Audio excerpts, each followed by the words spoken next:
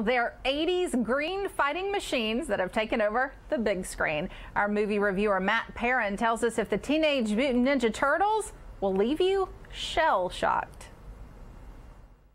Welcome to another Monday. It was a comic book type of weekend, with the top 2 spots being taken by comic book movie adaptations. X-Men Apocalypse took the number 2 spot, while many forget that the box office winner started out as a dark, gritty comic. There have been previous movies and, of course, action figures, cartoons, and video games.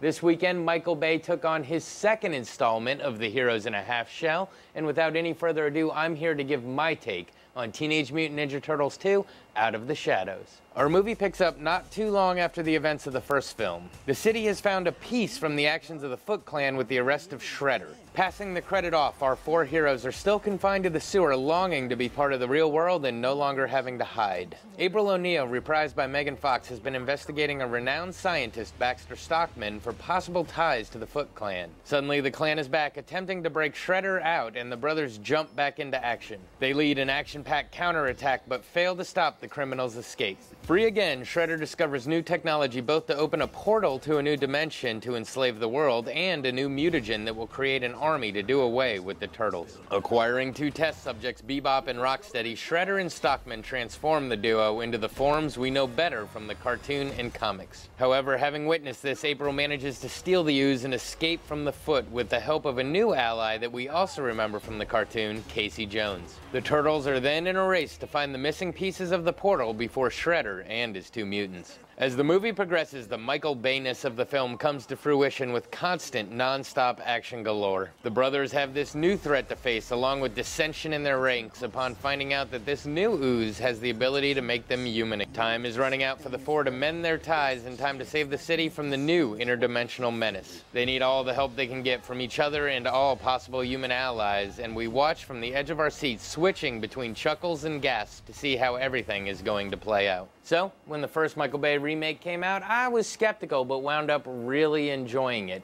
Even though the film is very reminiscent of his Transformers endeavors, unlike that franchise, I feel like this one is only getting stronger as it progresses. All of the trailers for the film were very Michael Bay-esque, meaning it was action sequence after action sequence without giving hardly any of the plot away, which, by the way, made it a little difficult to edit the summary portion of this review. But on the plus side, as an audience, we got to be delightfully surprised by the storyline, which is a complete throwback to the old cartoon. I mean, in the trailers, we got to see Bebop and Rocksteady and Casey Jones, so we knew they were coming, but we had no inkling as to the main villain. And I don't want to spoil it, but if you've ever watched any of the old cartoons, you know what is coming. The end credits even play over the old cartoon theme song, which was both very cool and extremely nostalgic. Michael Bay is synonymous with over-the-top action, but somehow he pulls it out yet again in this second installment. Megan Fox was once again fantastic, and there was even a shout-out to Vanilla Ice, who was in the second installment of the original Teenage Mutant Ninja Turtles franchise. Look, you should know if this is something you would be into, but I had a fun afternoon reliving some childhood memories. This has been your Monday Movie Musing. Back to you. All right, thank you, Matt. Well, it may be a good day to take in a movie with all this rain. A last look at your forecast next, live from Maine in Gervais.